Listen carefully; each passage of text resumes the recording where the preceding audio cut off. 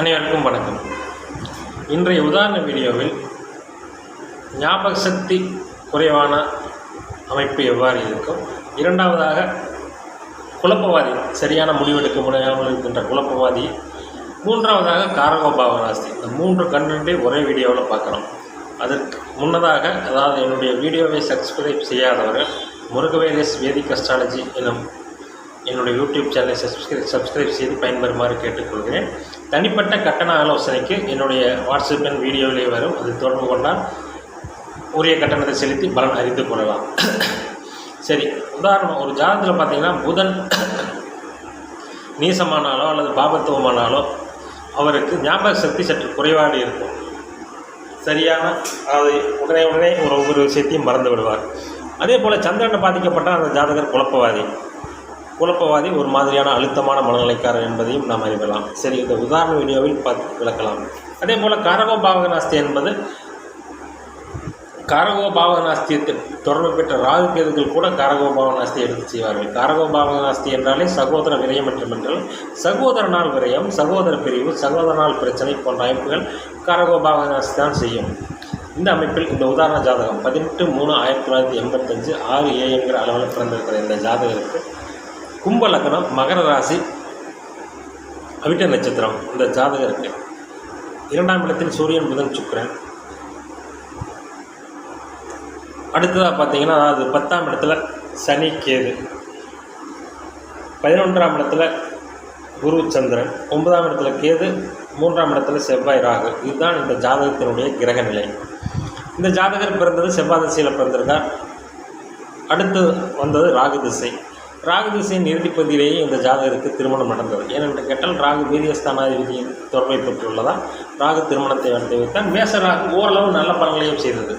ஆனால் இந்த ராகு திசை இந்த ஜாதகருக்கு காரகோபாவனாஸ்தி செய்தது. இளைய சகோதரனை, அதாவது ஒன்றும் இல்லாதவனாக்கி அவரால் பல இளைஞர்கள், குடும்பத்தில் சொத்துக்கள் இழப்பு, சகோதரனால் விரயம் போன்ற அமைப்புகளை இந்த ராகு திசை இந்த ஜாதகருக்கு செய்தது.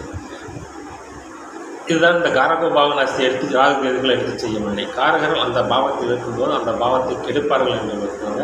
3ஆம் அதிபதியான செவ்வாய் அந்த பாவத்தில் இருந்தாலும் ஆட்சி பெற்ற காரணத்தால் சகோதரனை விரயம் செய்யாமல் சகோதரனால் விரயம், சகோதரனால் மனச்சங்கடம் போன்ற அமைப்புகளை இந்த ஜாதகருக்கு தந்தது. அதே போல் பார்த்திங்கன்னா, இந்த ஜாதகருக்கு புதன் நீசம் இங்கே உச்ச சுக்கரனோடு இணைந்திருந்தாலும் அந்த உச்ச சுக்கரன் வக்ரமாகிவிட்டார். எனவே இந்த ஜாதகருக்கு பார்த்திங்கன்னா புதன் கெட்டதால் ஞாபக மறதி அடிக்கடி இந்த ஜாதகருக்கு ஏற்படும்.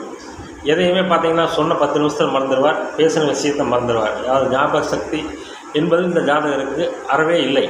அடிக்கடி தனது ஞாபகத்தை இழந்து என்ன பேசினோம், என்ன சொன்னோம், என்ன செஞ்சோம் அப்படிங்கிறது இந்த ஜாதகருக்கு சரிவாக ஞாபகம் இருக்காது. அதே போல் குழப்பவாதி, சந்திரன் கெட்டாலே என்ன அந்த ஜாதகர் குழப்பவாதி தானே. 6ஆம் அதிபதி சந்திரன் 12 குருவோடு இணைஞ்சு சனியின் பார்வை வாங்கி இருக்கிறார். எனவே இந்த ஜாதகர் குழப்பவாதி.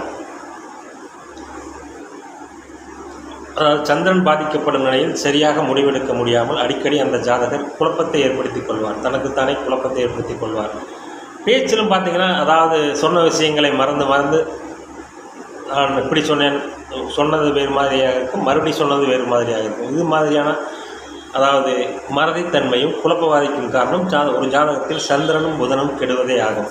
அதே போல் உச்ச சுக்கிரன் 2ஆம் இடத்தில் இருந்தாலும் அவர் உச்ச வர்க்கோத்தம் அடைந்தாலும் தனது காரகத்தன்மையை நன்றாகவே தந்திருக்கிறார். நல்ல குடும்பம், நல்ல குழந்தைகள், நல்ல கணவர் போன்ற அமைப்புகளை இந்த ஜாதகருக்கு தந்திருக்கிறார். ஏனென்றால் சுக்கிரன் உச்சமாகி வர்க்கோத்தமாகிவிட்டார். அவர் உச்ச வர்க்கோத்தமம் அடைந்திருந்தால்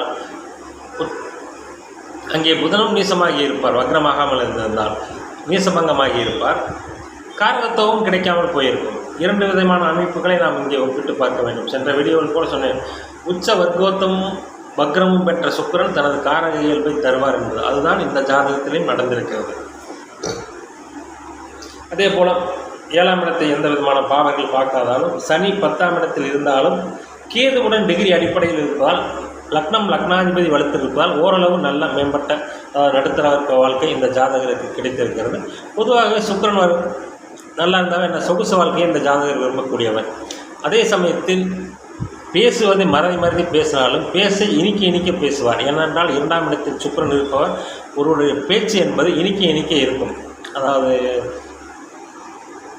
ரொம்ப ஹார்ஷான வேர்டை யூஸ் பண்ணாமல் ரொம்ப இனிக்க அந்த ஜாதகர் பேசுவார்.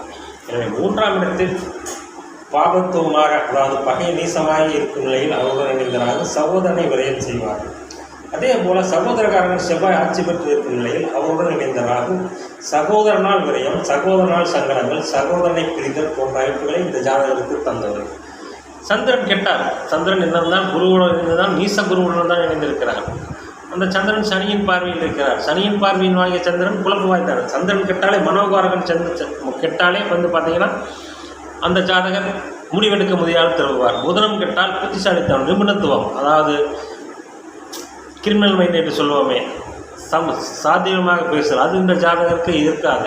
எதெடுத்தாலும் வெள்ளந்தியாக பேசிவிடுவார், பேசுவதையும் மறந்து விடுவார். இதுதான் இந்த ஜாதகத்தினுடைய அமைப்பு. எனவே ஒரு ஜாதகத்தில்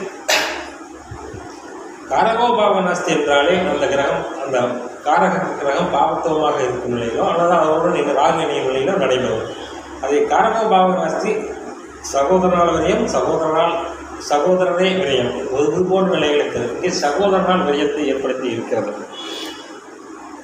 அதே போல் சுக்கிரன் உச்சமானாலே அந்த ஜாதகர் அலங்கார அமைப்புகள் மற்றும் சொகுசு வாழ்க்கையை விரும்புவார். இந்த ஜாதகர் அப்படி தான் சொகுசு வாழ்க்கையை ரொம்ப விரும்புவார். அதிகமாக எதுவும் அழட்டிக்க மாட்டார்.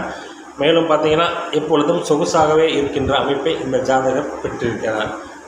அதே போல் மற்றபடி அட்டமாதிபதி 8ஆம் இடத்தை நேசமாகி பார்ப்பதும் லக்னாதிபதி விடுத்திருப்பதும் இந்த ஜாதகருக்கு தீர்க்க ஆயுள் தான். அதில் ஒன்றும் மாற்று கருத்து இல்லை. எனவே ஒரு ஜாதகத்தில் சந்திரன் புதன் இருவரும் கெட்டிருக்கும் நிலையில் மனம் பாதிக்கப்படும், சிந்தனை, செயல்திறன், ஞாபக மறந்து இவை அனைத்தும் பாதிக்கப்படும்.